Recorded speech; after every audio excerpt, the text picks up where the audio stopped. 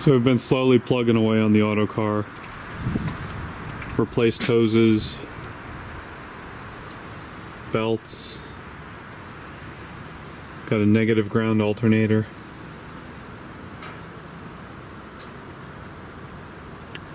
This belt was a pain. I actually had to jack up the front engine mount to get that to work. Couldn't get the belt between the balancer and the cross member there. That looks homemade.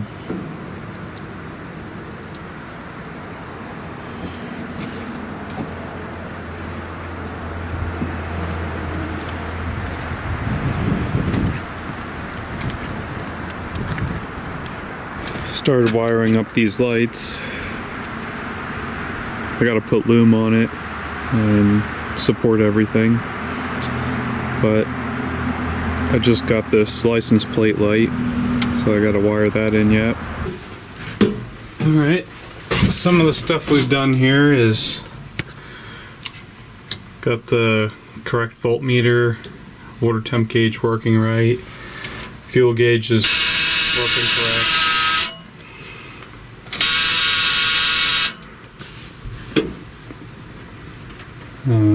Pulled the floor out, pulled the passenger seat out. I gotta patch this piece right here. That's where the lever came up through for the PTO for running the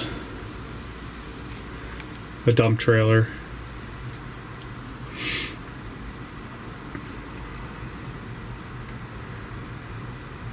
I got new turn signal switch,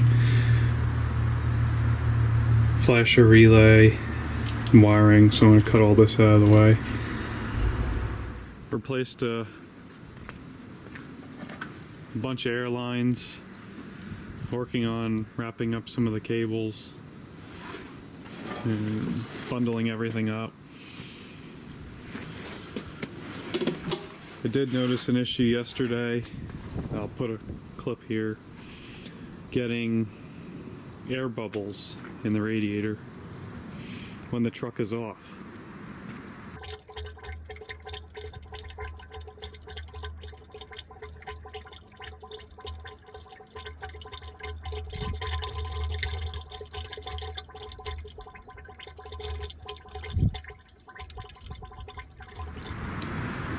I checked the shutter stat.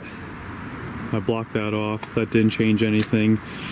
I pressured up the air line from the discharge of the compressor with shop air and listened, and I heard nothing. But I don't know if that's the right way to test it or not. Right now I'm going to try to fire the truck up with the discharge line unhooked so it can't build any air pressure. Not sure if that would do it either. I probably got to block these coolant lines off, I'm guessing. If you guys know, comment, let me know what I need to do. I think it's odd that I'm getting bubbles after the truck's off, but I wasn't sure if maybe it's just taking its time to work back up out of the cooling system, or maybe I gotta pull the water manifold and actually look to see if I'm getting bubbles from there. So let me know what you guys think. That was another thing I wanted to check. I wanted to go under here and see if, since it sat overnight, if there was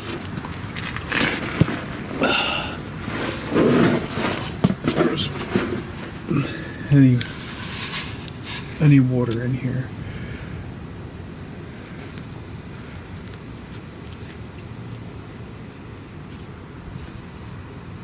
Nope. Straight oil.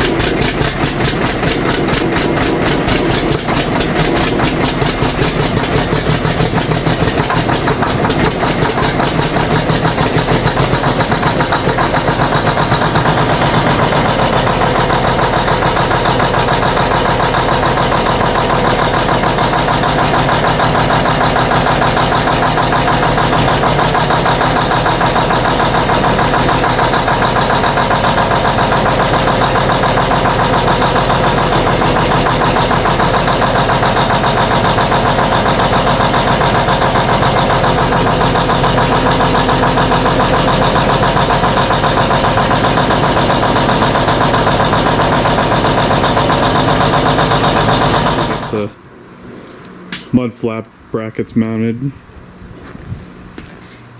I gotta order some 24-inch mud flaps.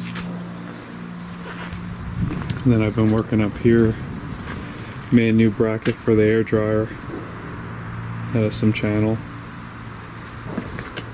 Working on making new lines. So yesterday I got new clearance lights put on the cab. They're all wired up.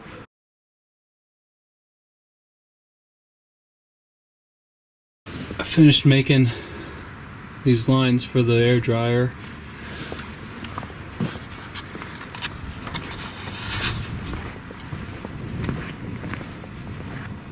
Mud flaps are on. Lights all work in the back. Stuff to do here. I want to move this battery cable down below the frame rail. We got to fix the cab rot.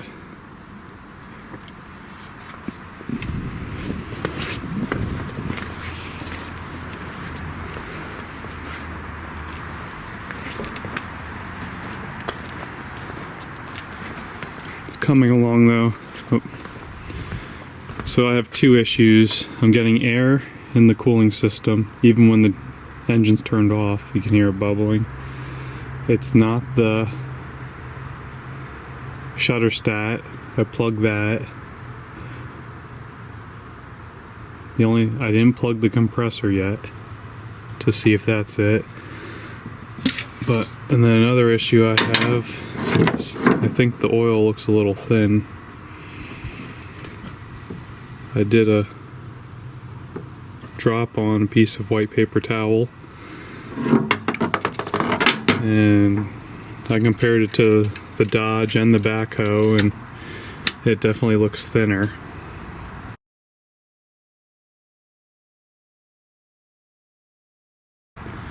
So what I'm going to do is I'm going to put some dye in the fuel system, and I'm going to run the engine and see if it shows up in the oil.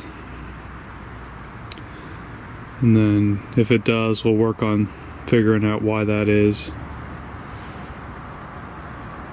The other option I was going to do is plug the fuel line, the return, and put shop air to it, and then see if I could see it bubbling out around the injectors. Maybe it's just an injector O-ring if I am getting fuel in the oil. But I'm going to do this first. See what we get. Got a UV light. We use that to check it. And the oil now glows in the dark. So we do definitely have fuel in the oil. Now we just gotta do some work and figure out why that is.